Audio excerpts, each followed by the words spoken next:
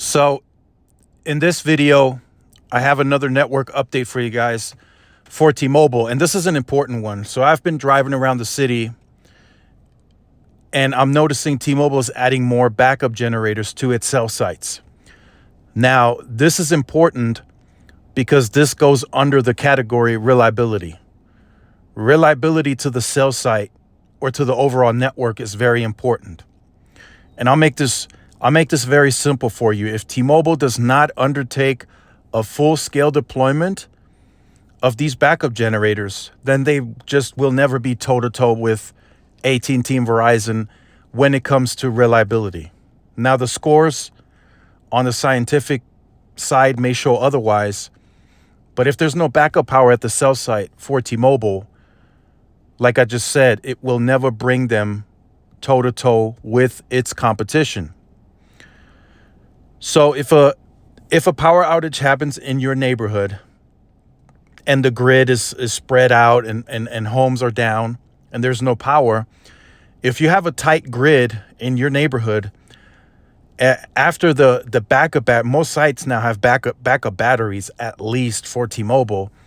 But as those go out, and those generally go out a lot sooner than anything else, and say it is a longer lasting power outage, backup generators would kick in for Verizon and AT&T.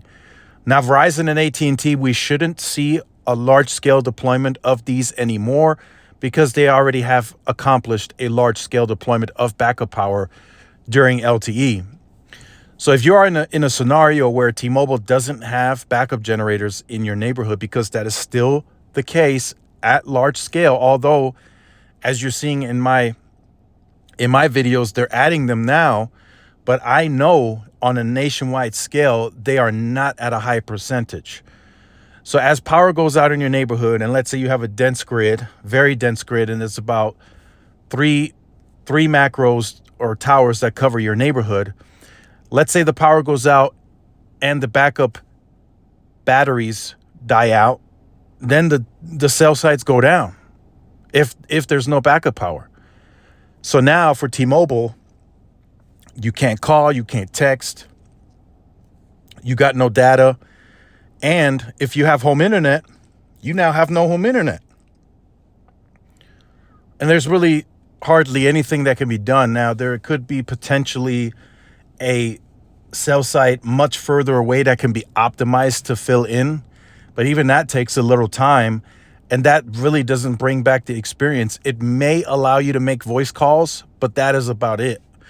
Your data services are going to be so congested that it may even throw you off of a voice over LTE call, because that's generally how it works. If the core is packed with calls and it's just too overloaded, it tends to drop some of the calls off, and that's where a dropped calls come into play.